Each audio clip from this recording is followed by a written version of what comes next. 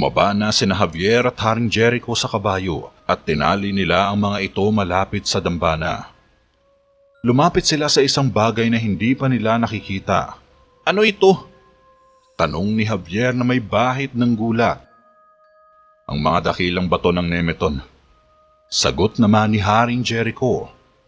Sa harap nila ay may kung anong malinaw na Stonehenge na isang napakalaking pag-aayos na mga bato. Tila sinadyang pinagpatong-patong ng mga higante. May mga poste ito sa gilid at sa ibabaw ay isang parihaba na bato na tila hinulmang pintuan o lagusan. Maayos na binati ni Haring Jericho ang dambana at pagkatapos ay kinuha ang sungay ng kaba mula sa saddlebag at lumapit sa tapat ng dambana. Nagulat naman si Javier. "Seryoso ka? Gagamitin mo talaga yan?" Paniniguro pa ni Javier na nais pigilan ng balak ni Haring Jericho, ngunit hindi naman niya alam kung paano gagawin. Alam niya na kapag may naiisip na bagay si Haring Jericho ay pinag-iisipan niya muna itong maigi bago niya gawin iyon. "Ito lang ang pagkakataon kong makitang muli ang aking ama. Hindi ko ito mapapalampas," tugon naman ni Haring Jericho. "Pero ito'y makapangyarihan pa kaysa sa mahika. Maaari itong magdulot ng masamang resulta. Hindi natin alam ang pwedeng mangyari." Tinitigan siya ni Haring Jericho. "Ang aking ama ay nawala sa akin bago dumating ang kanyang panahon. Ngayon, walang araw na lumilipas na hindi ko iniisip ang mga bagay na gusto kong sabihin sa kanya. Kung bibigyan ka ng parehong pagkakataon na makita ang iyong ama, makausap, hindi mo rin ba gagawin iyon?" Napatango si Javier nang maintindihan ang nararamdaman ni Haring Jericho. Naglakad siya at mas lalong lumapit sa dambana kung saan huminto siya sa gilid ng bilog. Nagpatuloy naman si Haring Jericho sa loob, pero pinagmamasdan ito ni Javier na may bahid ng takot at pag-aalala.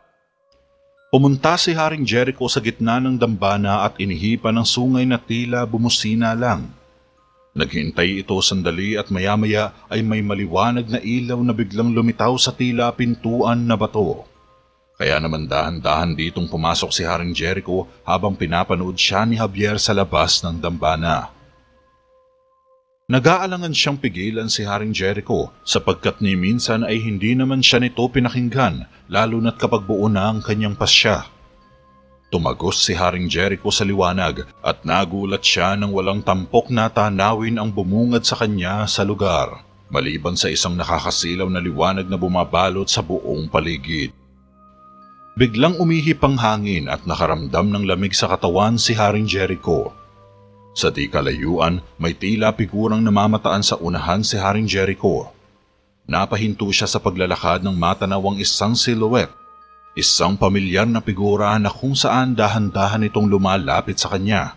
Pagkatapos ng ilang sandali ay nakikita niya na ng maayos ito.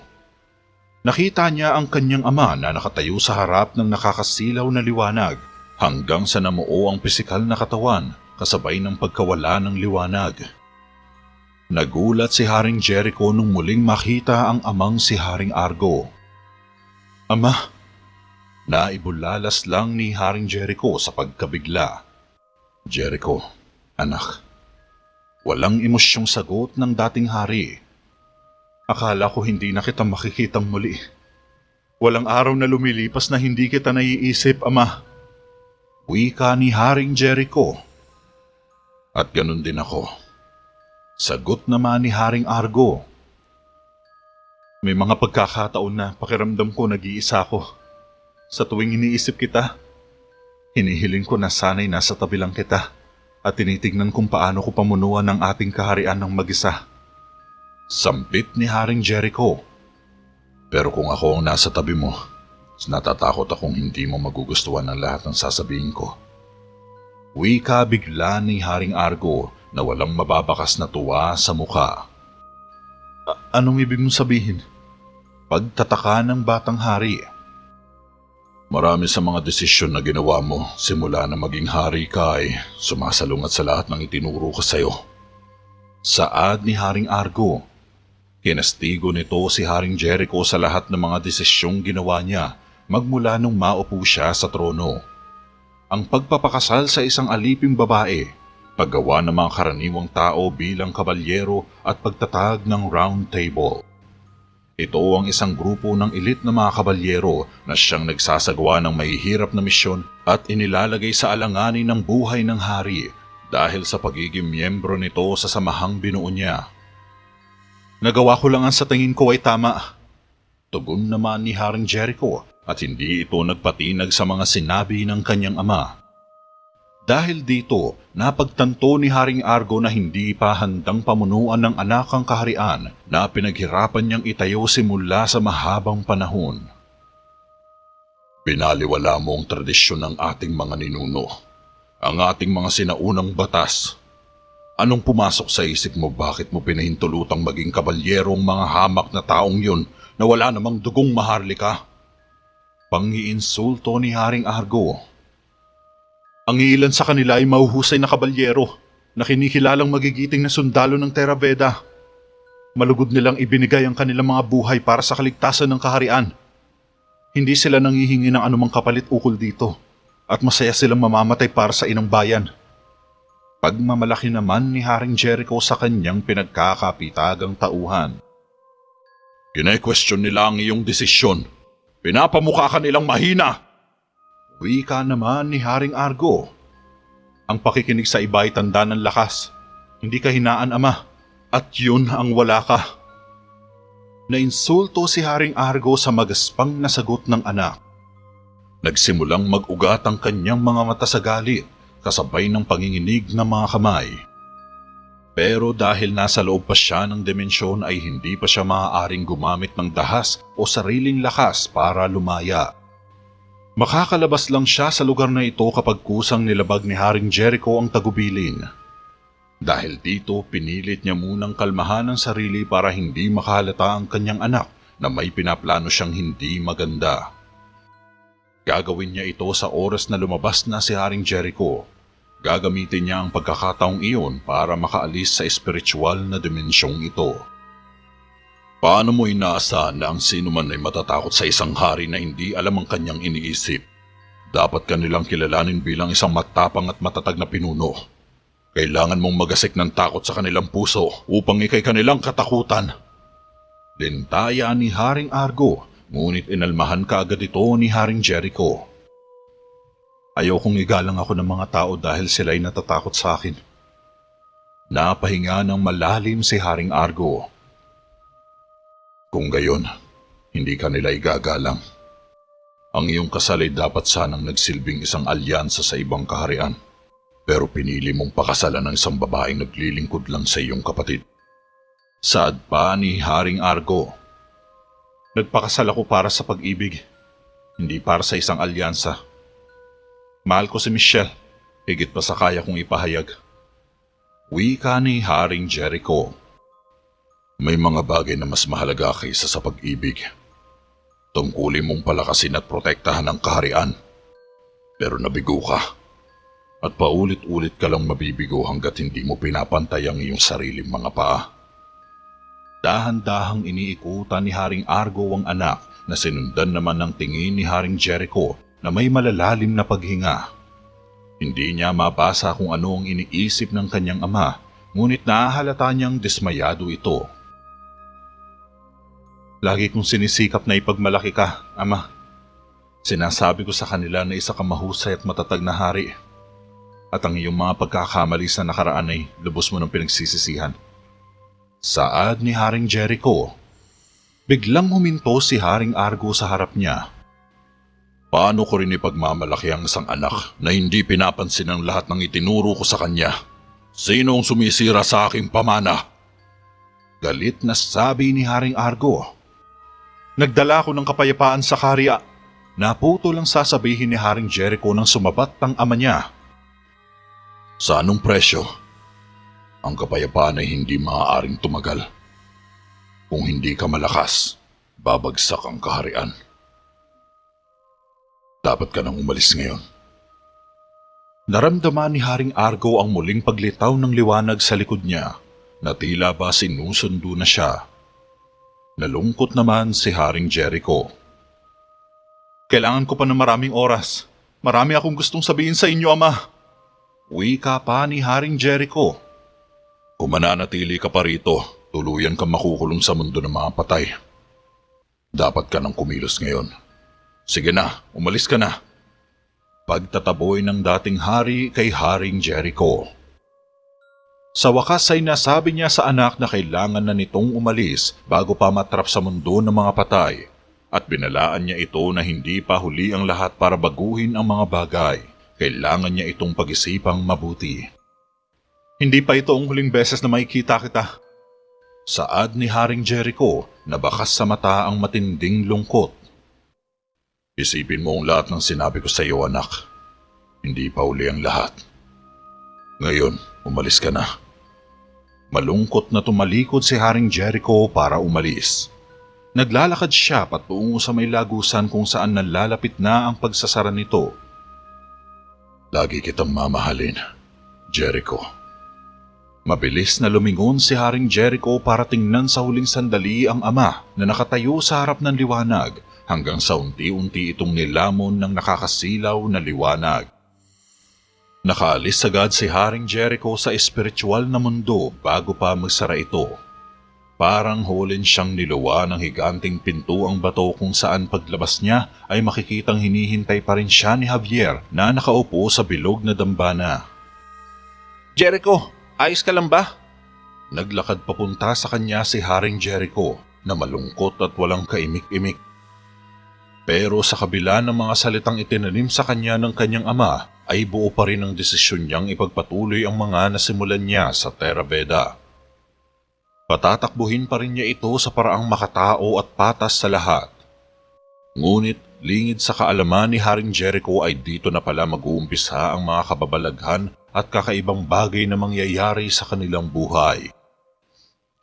Nagsimulang pakilusin ni Javier ang mga kabayo nila kung saan sinabihan siya ni Haring Jericho na magpapalipas muna sila ng gabi rito bago sila bumalik sa Theraveda. Sa loob ng gubat napiling magtayo ng maliit na campsite ni Haring Jericho. Pagsapit ng gabi, nakaupo sa may gilid ng apoy si Javier habang tahimik na nagmamasid kay Haring Jericho na tahimik lang din na nakatitig sa lumalagablab na apoy. Dahil dito ay hindi tuloy maiwasan ni Javier na mabagabag sa kilos ng batang hari. Napapaisip bigla siya kung ano kaya ang mga naranasan nito nang makapasok sa espiritual na mundo. Patuloy pa rin kayang kinamumuhian ni Haring Argo ang paggamit ng mahika? O baka sinermonan lang niya ng malulutong si Haring Jericho kaugnay sa kanyang pagpapatakbo sa kahariang patungo sa makabagong mundo sa pamamagitan ng mga payo at pangaral ng mga taong nakapalibot sa kanya ngayon. Tumikhim ng mahina si Javier at natauhan naman si Haring Jericho. Gusto mo bang pag-usapan ito? Anong nangyari sa iyo sa loob ng dimensyong iyon? Seryosong tanong ni Javier. Mukhang hindi pa rin sinasang-ayunan ng tatay ko ang pinili kong paraan ng pamamahala sa kanyang kaharian at ramdam ko na masama pa rin ang loob niya sa akin. Malungkot na sagot ni Haring Jericho. Ibig mong sabihin ng iyong kaharian? Saad ni Javier. Ang kulit mo. Alin pa ba ang kahariang tinutukoy ko? May mga sinasabi pa siya sa mga kabalyero at tungkol sa pagpapakasal ko kay Michelle. Paano kung tama siya? Paano kung pinahina ko talaga ang Theraveda dahil sa mga desisyong ginawa ko? Bintaya ni Haring Jericho. Hindi. Naniniwala ka ba talaga? Palagi mong ginagawa ang pinaniniwalaan mong tama. Nare-respeto ka ng mga tao at iyon ang gumawa sa iyo para maging isang matatag na hari na madalas takilain ng lahat. Seryosong wika ni Javier na ikinagaan naman ng loob ni Haring Jericho. Napangiti ito sa sinabi ni Javier na siyang naging rason para mabura ang mga pagdududa sa kanyang isipan. Salamat, Javier.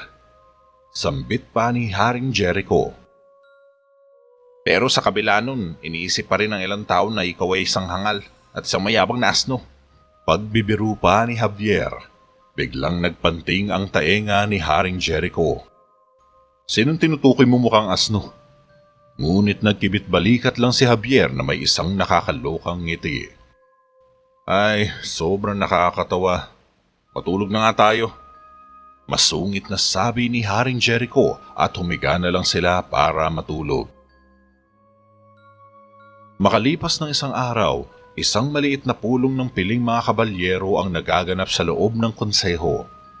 Nasa isang bilog na lamesa nakaupo ang grupo na may nakalatag na merienda sa gitna ng lamesa at nasa ibabaw nila ang isang lumang chandelier. Nasa gilid lamang nakatayo si Javier na tahimik na nakikinig sa pagtalakay ng mga gagawing hakbang para sa pagpapalakas ng puwersa at paghahanda sa mga bagay na hindi inaasahan. Bukod dito ay pinag-uusapan din sa pagpupulong ang mga gagawing pagbabantay sa kanilang mga nasasakupang teritoryo at lupain. Medyo naiinip na rin ang iba sa tagal ng pagbibigay ulat ni Nicolas tungkol sa mga tao nila na nakapwesto sa garrison ng bayan at sa ibang kanayunan. Tinatakpan namin ang lugar mula sa Paulet pababa sa bayan ng Meldred. Kabilang dito ang 30 tropa sa Bautray, 15 sa Tallinn, 10 sa Chime, 9 sa Broome. Napatigil si Nicolas nang biglang bumukas ang mga pintuan sa bulwagan. Nagulat ang grupo at lahat ng mga kabalyero ay napalingon sa pinto, ngunit wala silang anumang nakitang tao na pumasok sa loob. Tumango si Haring Jericho para ipagpatuloy ni Nicolas ang kanyang pag-uulat na nahinto dahil sa kakatuwang pangyayari. 11 sa bawat. Napatigil uli si Nicolas nang biglang gumalaw ang kadena ng chandelier at nag-swing ito ng ilang beses na parang inihipan ng isang malakas na hangin. Napatingala sila sa ere, ngunit ang bawat isa ay nagtataka naman dahil wala silang nararamdaman na anumang hangin na maaaring magpagalaw sa nasabi ni chandelier. Maya-maya pa ay tumigil din ang paggalaw ng chandelier, kaya sumenya si Haring Jericho at nagpatuloy muli si Nicolas sa kanyang ulat. Subalit halos mapatalon sa gulat ang grupo nang bigla na lang bumagsak sa gitna ng lamesa ang chandelier. Napapikit si Javier sa nangyari, habang gulat at takot naman ang namayani sa nakaupo sa paligid ng bilog na lamesa. Napatingin si Haring Jericho sa lumang chandelier. Mababakas din sa kanyang mukha ang takot, kaya nga lang ay hindi niya ito pinahahalata sa iba. Matapos ang pagpupulong ay lumabas si Haring Jericho na sinundan naman ni Javier. Naglalakad sila sa mahabang pasilyo ng mess hall habang tahimik na iniisip ni Haring Jericho ang kakatuwang nangyari sa konseho. Gusto kong ayusin mo ang mesa bago ang susunod na pulong ng konseho. Nakikinig ka ba sa akin, Javier? Tanong ni Haring Jericho sa tulalang si Javier. Iniisip din pala nito ang nangyari sa konseho at may kutob siyang hindi yun basta nagkataon lang. Tiyak na may kasamang kababalaghan ito na di niya pa sa ngayon maipaliwanag. Ano nga ulit yun? Pasensya na, iniisip ko lang yung nangyari kanina. Paumanhin ni Javier. Bakit? Nakaranas ka ba na matinding takot doon? Tanong naman ni Haring Jericho. Oo, halos lumundag na nga ang puso ko sa bibig ko eh. Sagot naman ni Javier na hinihimas pa ang dibdib para ipakitang takot na takot siya. Oh, halata nga. Siguro nga dapat kang magpahinga sa natitirang araw ng buong linggo. Natuwa si Javier sa narinig at biglang naibsan ng takot sa dibdib niya. Talaga? Seryoso? Tumingin si Haring Jericho kay Javier. Medyo seryoso ito pero may bahid ng ngiti sa labi. Hindi na nagulat si Javier sa nakikitang facial expression nito. Nagbibiro ka lang pala. Nawala ang saya sa mukha ni Javier at napalitan ng inis. Wala talagang limitasyon ang katalinuhan mo, ano, Javier? Ang swerte mo naman. Umalis si Haring Jericho na nakangiti at iniwan na nakabusangot si Javier. Maya-maya pa ay nakaramdam ng kakaibang lamig si Javier nang biglang dumaan ang isang manipis na hangin sa koridor na nagmula kung saan. Nakagambala ito sa mga kandilang nakatayo sa mesita at sa mga kabinet sa paligid. Napatingin sa kaliwat kanan si Javier, medyo nabuhay na naman ang kanyang takot sa dibdib. Parang pakiramdam niya ay may nagmamasid sa kanya na mula kung saan. Papaliko na si Haring Jericho sa isang pasilyo, ngunit naramdaman niyang hindi nakasunod si Javier. Javier! Tawag nito. Nagpalinga-linga ulit si Javier sa buong paligid, ngunit wala siyang nakita maliban sa basyo ng halaman na nakalatag sa ibabaw ng mesita malapit sa pader. Gayunpaman, nakaramdam pa rin siya ng kilabot na baka minumulto siya ng kung anumang nilalang. Kaya naman hindi siya nakatagal sa lugar at sinundan agad ang batang hari papunta sa silid nito. Nang gabing iyon ay biglang sumungit ang panahon. Kumilimlim ang buong kalangitan kasabay ng pagkulog at pagkidlat. Dahil dito, nagsisarahan agad ng mga pinto at bintana ang mga tao sa kakaibang dala ng ihip ng hangin na animoy may di magandang mangyayari. Maya-maya pa ay bumuhos na ang malakas na ulan. Nagsipasok agad ang mga gwardya na naka-duty sa labas ng mabasa ng ulan samantalang ang mga kabalyero naman ay piniling magpahinga muna at nilagay ang mga gamit sa loob ng weapon armory. Dito ay makikitang inalis ni Nakael at Eliseo ang kanilang mga baluti sa katawan, samantalang si Ramon naman ay natatagalan sa pag-alis ng kanyang gauntlet sa kamay. Di nagtagal ay natapos na rin ang dalawa sa paghuhubad ng kanilang mga armor at napangiti sila ng madaanan ng nakaupong si Ramon sa likod ng isang haligi habang patuloy na tinatanggal ang armor nito sa mga kamay. Bawasan mo kasi ang pagkain ng sobra para hindi ka matagalan dyan. Sumisikip na ang baluti sa'yo sa laki ng katawan mo. Biro ni Kael at nagtawanan sila ni Eliseo. Kasama din nila si Haring Jericho na kakatapos lang din magtanggal ng baluti sa katawan. Nasa training sila kanina ngunit ngayong gabi lang natapos ang kanilang pagsasanay dahil maraming itinurong mga taktika si Haring Jericho para mas mapalakas pa ang kanilang mga opensa at depensa hingil sa mga labanan sa malayuan. Sus! Naiinggit ka na naman dahil mas doble ang laki ko sa'yo, munting lalaki. Kumain ka din ng marami para hindi ka magmukhang nangangayayat. Pati multo matatakot sa'yo pag nakita ka. Sagot naman ni Ramon na may kasamang pang-aasar kay Kael. Mainam ng payat, mas malaki naman ang utak ko kaysa sa'yo. Umalis sina Kael at Eliseo, naiwang pikon si Ramon sa loob. Habang tinatanggal niya ang baluti sa kanyang katawan ay may isang malamig na hangin na bumugso papasok sa loob ng armory. Hindi ito pinansin ni Ramon dahil baka nakalimutan lang isinara ni Nakael ang pinto. Subalit maya-maya pa ay natigilan si Ramon nang biglang gumalaw ang ilang sibat na maayos na nakatayo sa gilid ng pader. Nilapitan ito ni Ramon dahil na-curious siya sa bahagyang paggalaw nito, ngunit nang makalapit na siya ay isang kalasag naman ang biglang bumagsak sa sahig. Napalingon agad sa likuran si Ramon at nakaramdam ng inis dahil baka pinaglalaroan na naman siya ng kanyang mga kasama. Hoy! May tao ba dyan? Ayoko ng ganito ha. Lumabas na nga kayo. Huwag na kayo magtago riyan. Dinampot ni Ramon ang kalasag ngunit napalingon siya sa madilim na bahagi ng armory nang may dumaang hangin sa likuran niya. Dahil masyadong madilim ang bahaging iyon ay walang anumang makita si Ramon. Pinagmasdan niya ito sandali sa pag-aakalang dito nagtatago si Nakael pero wala siyang maramdamang tao na nakatayo doon. Napalinga-linga si Ramon sa paligid na may dumaang malamig na hangin sa batok niya. Medyo kinilabutan na siya dito dahil pakiramdam niya ay may hindi tamang nangyayari sa loob ng armory. Dito niya napagtantong mag-isa lang talaga siya at walang kasama sa armory.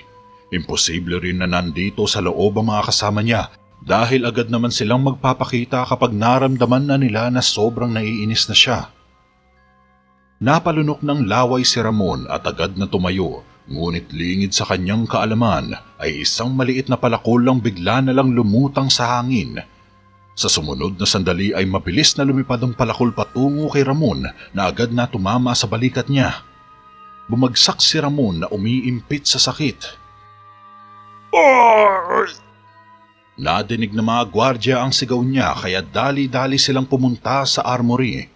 Ngunit nagulat sila nang makitang nakabulagta na si Ramon sa sahig habang nakabaon sa balikat niya ang maliit na palakol. Binuhat nila ito agad na dinala kay Mang Rigor para magamot. Hindi ko akalain na mahuhulog sa akin ang ganoong bagay. Nakita ko pa naman kung paano malaglag ang kalasag. Ngunit nagtataka ako dahil wala naman tao sa imbakan ng mga oras na iyon. Sigurado ako na ako lang mag-isa ang naiwan sa loob. Salaysay pa ni Ramon habang binibendahan na siya ni Mang Rigor matapos matahian ng malaking sugat niya sa balikat. Naroon din sa bahay si Javier na inaasis ang tiyuhin habang ginagamot nito ang kabalyero. Nagtataka rin ito sa nangyari kay Ramon pero malakas ang kutob niya na kagagawan ito ng masamang espiritu.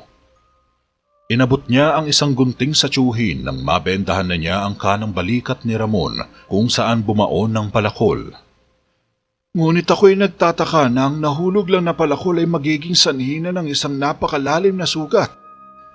Saad ni Mang Rigor, kaya napatingin dito si Javier na tila ba may ipinupuntong isang hindi pangkaraniwang bagay. Hindi kasi ako nag-iingat, kaya ganito ang nangyari. Ang tanga ko talaga. Paninisi pa ni Ramon sa sarili. Bueno, maswerte ka pa rin at hindi masyadong malala ang natamo mong sugat. Wika naman ni Mang Rigor. Medyo nakakapagtaka nga eh. Sambit bigla ni Ramon. Ano naman ang nakakataka? Medyo na-curious si Javier. Bago yun nangyari, may naramdaman akong parang may nakatingin sa akin mula sa madilim na sulok. Pero hindi ako sigurado kung pinaglalaruan lang ba ako ng aking isipan. Baka guni-guni ko lang yun. Seryosong sabi ni Ramon. Dahil dito mas lalong lumakas ang hinala ni Javier. Kinuha agad ni Javier sa lamesa ang damit ni Ramon at inabot ito sa kabalyero. Palitan mo uli yan ng pangalawang pantapal paggising mo sa umaga at hindi ka muna gagawa ng anumang mga aktibidades. Walang pagsasanay, maliwanag ba? Bilin pa ni Mang Rigor kay Ramon para hindi ito mabinat. Salamat po, Mang Rigor. Tinulungan ni Javier si Ramon sa pagsukob ng kanyang gambeson sa manggas. Umalis din si Ramon pagkatapos nito. Ngunit habang naglalakad siya sa mahabang pasilyo malapit sa kanyang silid, may naramdaman siyang kakaiba. Pakiramdam niya ay tila may sumusunod sa kanya sa likuran, ngunit nang lingunin naman niya ay wala siyang nakita. Dinig niya ang mga malalakas na yabag nito, subalit nakakapagtakang wala namang tao sa dulo ng pasilyo. Maya-maya pa ay isang hangin ang biglang umihip, kasabay ulit ng mga yabag na hindi nakikita. Dahil dito agad kinilabutan si Ramon at dali-dali itong kumaripas papasok sa silid at nilak ang pinto. Samantala, inaayos na ni Javier ang mga gamit ng tiyuhin sa ibabaw ng mesa. Napansin ni Mang Rigor na tila balisa at hindi mapakali ang pamangkin habang nirorolyo nito ang mga bendahe. Inalam niya kung may problema ba ito o kaya bumabagabag sa kanyang sarili. May problema ba, Javier? Walang sagot si Javier. Nakatalikod lang ito habang tinitipon ang mga gamit. Javier, kanina ko pa napapansin na balisa ka. Tila ata nagpapahiwatig na may tinatago ka na naman sa akin. Pwede mo ba itong sabihin? Usisa pa ng matanda. Wala lang ito. Bakit? Ano namang ililihim ko? Balik tanong naman ni Javier. Kasi kadalasan pagtahimik ka, meron kang tinatago. Sinasabi sa akin yan ng mga daliri mong nerbyoso. Saad ni Mang Rigor nang mapansing bahagyang nanginginig ang mga daliri ni Javier habang nirorolyo pa ang benda. Nagpunta kami sa dambana ng Nemeton. Gulat si Mang Rigor. Hindi na natiis ni Javier na itago pa ang sekreto nila ni Haring Jericho. Ayaw niyang magsinungaling sa tiyuhin. Javier, hindi ba't binalaan na kita sa mga mapanganib na bagay? At ang tigas ng ulo mo? Sermon ng tiyuhin. Sinubukan ko siyang pigilan. Mapilit siya eh. Katwiran naman ni Javier. Napabuntong hininga ang matanda. Ano bang nangyayari, Javier? Tanong ni Mang Rigor. Simula nung umalis kami sa dambana na iyon, doon na nagsimula ang kakatuwang pangyayari. ang pagkahulog ng kandelebra at habang nasa koridor ako at sa labas ng konseho, may nararamdaman ako. Ito ay tulad sa sinabi ni Ramon, isang uri ng presensya na masamang espiritu. Mahabang paliwanag ni Javier sa gulat na si Mang Rigor. Nagtaka si Javier nang mapaupo ang tiyuhin sa lamesa. Noong panahon ng lumang relihiyon, nagsanay ang mga pari ng maraming taon bago pumasok sa daigdig ng mga espiritu. Ito ay puno ng panganib. Nagtagumpay man sila, ngunit may isang bagay na hindi nila nagawa sa ritual. Matapos magsara ang belo, muli nilang nilingon ng mga espiritu upang siguruhin nilamon ito ng nakakasilaw na liwanag na nagluwa sa kanila sa dimensyong iyon. Pahayag ng matandang manggagamot. Anong nangyari pagkatapos niyon? Tanong ni Javier. Binigyan siya ng tiyuhin ng higit pang mga impormasyon tungkol sa gawain at pagsasanay na sinalihan ng mga praile bago buksan ng lagusan o tabing ng mga patay. Kung paano sila inutusan na huwag nang lumingon habang ang tabing ay nagsasara dahil iyon ang magpapalaya sa espiritu mula sa kabilang dimensyon patungo sa buhay na mundo. Subalit dahil sa ilang kapabayaan, hindi nasunod ang proseso at doon na nagsimula ang kahindik-hindik na pangyayari sa kanilang buhay. Sumunod sa kanila ang mga espiritu mula sa espiritual na mundo. Tugon ni Mang Rigor. Nanlaki agad ang mata ni Javier sa natuklasan niya at may sumagi sa isip niya. Kung ganon, siguradong lumingon din si Jericho kay Haring Argo. Sambit ni Javier na takot na takot. Isang oras ang nakalipas matapos tulungan ni Javier ang tiyuhin sa pagliligpit ng gamit ay agad niyang dinalhan ng hapunan si Haring Jericho sa silid nito. Matapos niyang mailatag ang mga pagkain ay kinastigo niya agad ang hari tungkol sa pagpunta nila sa dambana ng Nemeton. Ano ka mo? Tumigil sa pagkain si Haring Jericho. Sabi ko, yung dambana sa Nemeton. Sa tingin ko ay baka naisama mo palabas ang espiritu ng iyong ama. Inis na sabi ni Javier dahil sa mabagal na tugon ni Haring Jericho. At bakit mo naman naisip yon? Tanong ng batang hari. Lumingon ka ba? Habang nagsasara ang belo? Nilingon mo ba ang iyong ama? Sabay hinampas ni Javier ang lamesa na ikinagulat naman ni Haring Jericho. Matagal bago ito nakasagot. Pinag-iisipan pa niya kung sasabihin ba niya ang totoo kay Javier. Kinalikot niya muna ang karne sa plato niya gamit ang tinidor habang hinihintay ni Javier ang kanyang sagot. Huminga siya ng malalim. Ano bang problema mo? Hindi ko na matandaan kung napalingon ba ako. Sabay umiwas ng tingin ng hari. Lumingon ka ba? Sa paraang iyon, napakawalan mo ang diwa ni Haring Argo. Lahat ng kababalaghang nangyari sa buong araw na ito ay kagagawa ng espiritu ng iyong ama. Ang kandelabra na nahulog sa bilog na mesa, siya rin na may gawa niyon. Pahayag pa ni Javier. Oo, dahil naputol ang kadena. Pinaimbestigan ko yung kay Nicolas kanina. Saad ni Haring Jericho, pero hindi pa rin kumbinsido rito si Javier. Sigurado siyang may mas malalim pang paliwanag mula sa kababalaghang nangyari buong maghapon. Ang tingin niya ay hindi lamang iyon nagkataon, kundi isang bagay na sinadya. Kaya mo rin bang ipaliwanag ang nangyari kay Ramon? May nambato sa kanya ng palakol na muntik niyang ikamatay. Matagal bago nakasagot si Haring Jericho. Aksidente lang yun. Sarcastic na ngumiti si Javier. Talaga lang ha? Huminga ng malalim si Haring Jericho. Inaasahan mo ba na maniniwala ako na ang espiritu ng aking ama ay may pananagutan sa mga bagay na ito? Isa itong kahangalan. Lintaya ni Haring Jericho.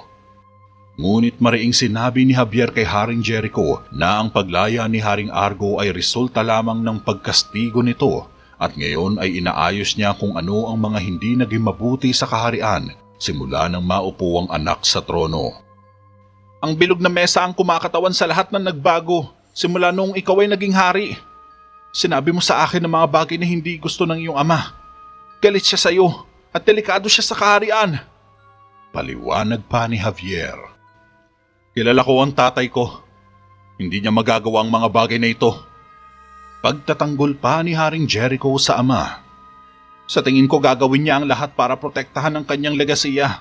Sino ang nakakaalam kung ano pa ang kaya niyang gawin? Sambit naman ni Javier. Hindi nakareact si Haring Jericho sa sinabi niya. Tila natameme ito sa makatuwirang argumento ni Javier. Ngunit nanatili pa rin siya sa pagtatanggol sa kanyang ama dahil hindi siya naniniwala na napalaya nga niya ang kaluluwa nito. Tama na! Tigilan na natin ang usapang ito. Iwan mo na ako mag-isa. Lumabas ka na! Maotoridad na utos ni Haring Jericho. Sumunod naman si Javier at umalis ito sa kabila ng napakakumbinsidong argumento niya. Ngunit hindi pa rin iyon pinansin ni Haring Jericho at hiniling na iwan siya.